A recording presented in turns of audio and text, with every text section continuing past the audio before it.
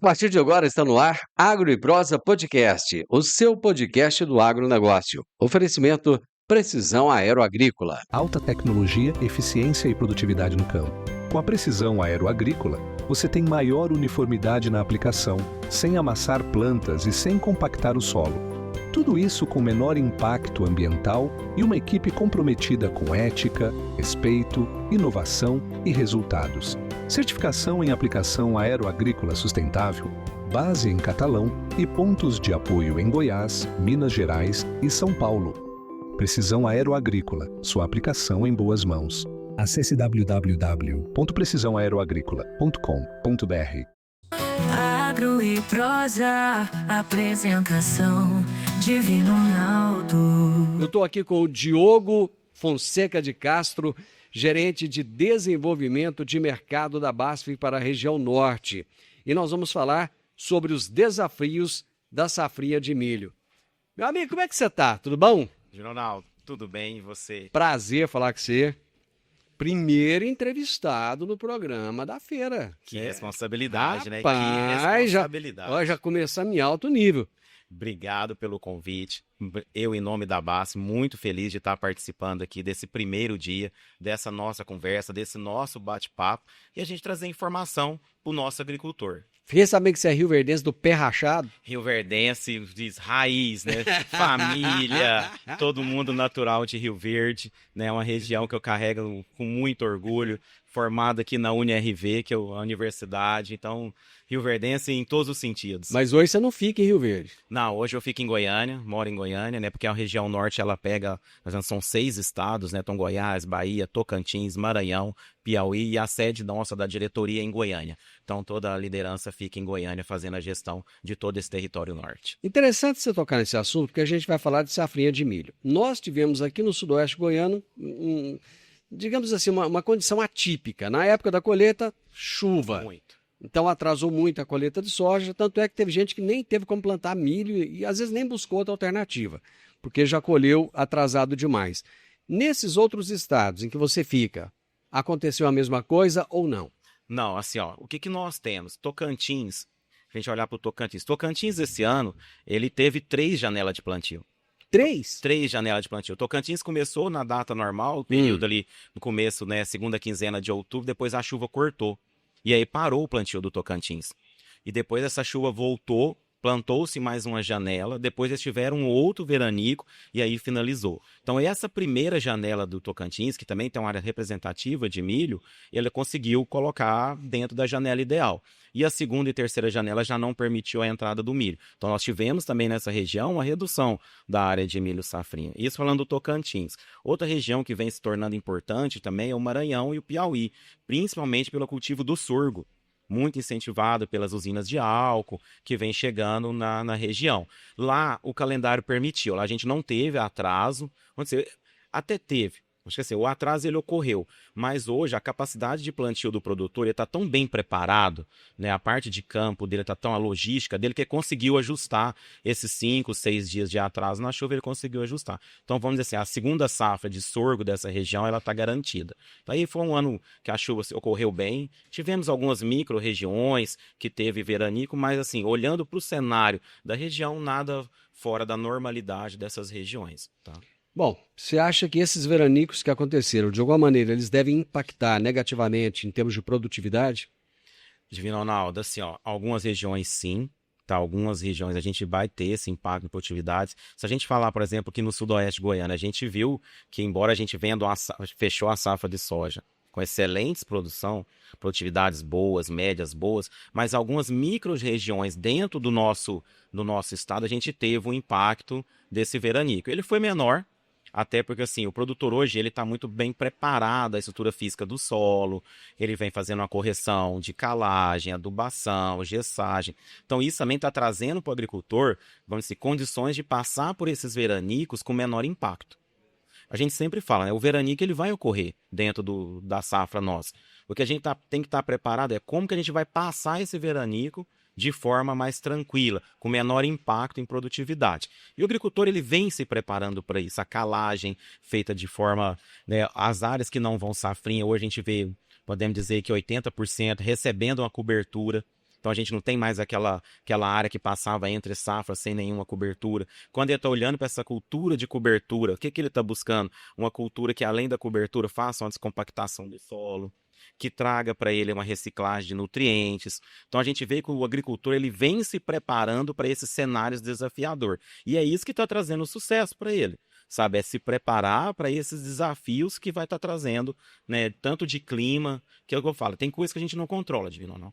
Clima é uma variável que não está na nossa mão. Não tem como. A gente tem que se preparar para ela. Então, como se preparar que é o grande desafio. E a safrinha é uma dessas alternativas, né? De preparo, de janela de plantio. A gente viu muito isso no sudoeste goiano esse ano. A chuva atrasou o plantio do milho, mas a gente viu assim, a capacidade operacional, ele intensificando, rodando 24 horas plantando, quando o clima permitia. Para quê? Para tentar diminuir esse impacto. Isso está na mão da gestão do agricultor. E a gente vê que ele vem se profissionalizando.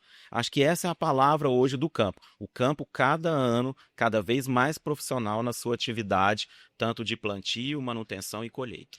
Esse produtor que, digamos assim, fez uma poupança lá atrás, na época que a commodity estava com preço bom, que ele investiu na calagem. Aliás, colocaram calcário até mais do que era indicado. Mas o pessoal investiu bastante, investiu na adubação. Agora, ele está segurando, aproveitando aquilo que ele já colocou lá atrás, tentando aproveitar essa poupança que ele fez lá atrás, e porque nós temos preços mais altos dos insumos, né? Alguns até em falta. Até gostaria que você falasse se está faltando ou se não está faltando no mercado. Como é que está? Como é que a gente vê assim, a gente vem para uma safra, vamos dizer, falando na safra de soja. Vamos falar na próxima safra, na 26, 27. Vai ser uma safra desafiadora. O desafio ainda continua. Por quê? A margem apertada. O agricultor vem com margem apertada. O preço da commodity, a gente não vê grandes mudanças. O cenário para os próximos anos não é de uma mudança muito grande de preço. A gente vem com estoque, né? Tudo indica que nós vamos passar com estoque de virada alto, a maior até que do ano passado. Então, esses fatores vai fazer com que o agricultor tome algumas decisões. E uma delas é isso, é usar essa poupança do solo. Mas assim, o agricultor hoje, ele faz o seu planejamento pensando no sistema. E o que é esse sistema? Na nossa região, é o sistema soja-milho, soja-sorgo. Então, ele está parcelando essa adubação, olhando para o sistema como um todo. Como um todo. Então, assim, o que eu economizo na soja, que se o milho me der mais uma rentabilidade, eu já faço essa reposição dentro do mesmo calendário de safra. Então, esse planejamento ele é muito importante. E aí que entra toda a questão da tecnologia. O como é importante você ter uma agricultura de precisão eficiente, você ter a sua propriedade conhecida, um diagnóstico dela feito talhão por talhão. Fazer uma plantabilidade bem feita.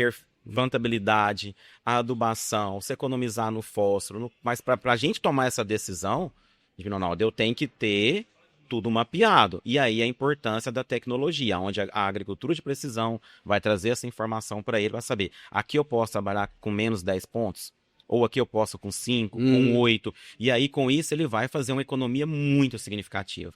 E, às vezes, vai ser essa economia que vai trazer para ele a rentabilidade desse primeiro ciclo da soja. Para que ele entre na safrinha, já, vamos dizer assim, com um planejamento e com a rentabilidade interessante do primeiro ciclo, que é o ciclo da soja. A gente, todo ano, fala de cigarrinha. Como é que está esse ano? A cigarrinha é um problema a se preocupar ou não? Ronaldo, a cigarrinha é sim o nosso maior vilão. A gente tem que estar atento à cigarrinha, porque o dano da cigarrinha é silencioso. Quando você olha para a lagarta, você vê o dano dela. Você vê a raspagem dela, você vê o dano dela na folha. A cigarrinha não. Você vai ver o dano dela lá no final, no enchimento de grão, quando a planta começa a encher grão, que você começa a ver os primeiros sintomas. E o resultado final da presença dela é na redução da produtividade. Na verdade, é que o que nós estamos vendo no campo é o nosso produtor tecnificado. Ele aprendeu a como controlar cigarrinha. Então, aquela sensação que a gente tem de uma menor presença da praga no campo, ela vem muito em cima do melhor manejo que ele adotou. Então, nos últimos anos, ela vem presente nas nossas áreas, a gente vê a cigarrinha ali presente, mas o agricultor também ele aprendeu como manejar a cigarrinha. E outro ponto importante, durante esses últimos anos, a entrada de novas tecnologias, de híbridos, mais resistentes e tolerantes à presença da cigarrinha, a entrada de novos inseticidas, de novos grupos químicos. Então, assim, quando a cigarrinha chegou, a gente aprendeu a como controlar ela. E a gente foi pegando os produtos que a gente tinha na mão até aquele momento e fomos aplicando. E a gente foi aprendendo a manejar ela. E a pesquisa veio junto ali trabalhando novas moléculas. Então, quando a gente pega hoje, para o caso do Eficon, que é um novo grupo químico, que é um novo modo de ação e é uma nova molécula, ela traz um nível de controle muito superior. Então, a gente veio aprendendo a como lidar e trabalhar o controle da cigarrinha. Mas eu falo para você aqui, Edinaldo, sem sombra de dúvida nenhuma, ela é o nosso maior vilão. E lembre, ele é um vilão oculto. A gente vai ver o dano dele só lá na fase final. Acho que essa é a principal, que o produtor sempre tem que estar alerta. A gente não precisa de ter muita cigarrinha para ter dano na cultura do milho. Basta eu ter uma infectada e ela começar a causar o dano. Eu posso ter 10, 5 na mesma planta, mas se ela não tiver infectada, eu não vou ter o dano. Então basta apenas uma infectada para que a gente tenha todo o dano da cigarrinha dentro da nossa cultura. Esse ano temos ouvido falar muito de bipolares também, né? Temos. Bipolares, eu falo assim, né? Os híbridos vão chegando, as empresas de sementes, os nossos parceiros trazendo híbridos com um teto produtivo muito alto. Só que a gente veio que assim, a planta foi mudando, o clima vai ficando, né, a gente tem ano mais chuvoso, noites mais frias, mais quentes, e nos últimos anos, a gente pode falar nos últimos 3 anos, Divino Ronaldo, a bipolares vem sendo a nossa doença, vamos dizer assim, de maior relevância lá no campo. A gente viu ferrugem, a polissora em anos mais importantes, menos. Aqui no sudoeste, então, o ano lembra da cercóspora? Quando chegou o cercóspora, a gente, região de Jataí, como que nós sofremos para fazer manejo de cercóspora naquela região? E a gente viu que essas doenças, não é que ela foi perdendo importância, mas os híbridos foram mudando a característica. E aí a gente viu a bipolares. E o que foi o nosso grande desafio com bipolares? Bipolares entra muito cedo. Bipolares, ela trouxe para nós ali, a partir de V3, V4, a gente vendo doença em milho. Isso não é comum, Divinal. A gente via doença em milho, a gente falava em aplicação de fungicida no milho, V8, pré-pendão mais 15. De repente, uma doença em V4, aparecendo em V4, e aí veio a pergunta, o que nós vamos aplicar? E aí a pesquisa trouxe os resultados, as carboxamidas, importante no manejo dessa doença. E aí também, mais uma vez, a pesquisa contribuindo. Novos fungicidas, a entrada de um novo triazol. Então a gente teve toda essa mudança no manejo também da bipolares. Hoje a gente pode falar, bipolares é um problema? É um problema. Mas nós temos ferramentas muito efetivas para o manejo de bipolares. E eu sempre falo, em anos desafiador, tem uma coisa que a gente tem que garantir, é produtividade. E para garantir boa produtividade, eu tenho que fazer um bom controle de pragas e principalmente um excelente manejo de doença. Então acho que é importante a gente tem que estar atento a essas duas coisas, porque essa está na nossa mão. A gente não vai controlar o clima, como a gente comentou, mas eu consigo fazer um bom programa para manejo de pragas e um excelente programa hoje para manejo de doença. Então isso a gente consegue sim, com a adição de novos triazóis, produtos eficientes para bipolares. Acho que esse o produtor tem que estar atento. O manejo que eu tenho hoje na minha propriedade, ele é eficiente para bipolares? Eu estou trabalhando com os produtos corretos, eu fiz a boa escolha do triazol, ele vai me ajudar para bipolares? Os produtos são bons, Divinal, mas eles são produtos em característica específica. Eu preciso de uma característica específica para o manejo daquela doença. E você falou manejo, né? Manejo é saber realmente manejar a coisa. O pé de galinha, ele é um problema para o milho? Porque para a cultura da soja a gente sabe que é um problema seríssimo. Olha, pé de galinha hoje, ele não é um problema mais da soja, ele é um problema do agro. Por quê? Ele vem ganhando relevância em áreas, ele vem avançando todo ano. Pé de galinha, há uns anos atrás, fala, só tem lá no cantinho do carreador, aonde o pulverizador passa. E o que nós começamos a ver nos últimos anos? Pé de galinha entrando para dentro das áreas. Começou na soja, começou no milho irrigado, na bordadura, e hoje a gente tem pé de galinha em todos os cultivos. Vou te dar um exemplo, por exemplo, região da Bahia, pé de galinha problemático no algodão. Muito problema no algodão, principalmente no algodão irrigado. E ele é, sim, um problema na cultura do milho. O importante é que no milho eu tenho alternativas mais eficientes até do que na soja.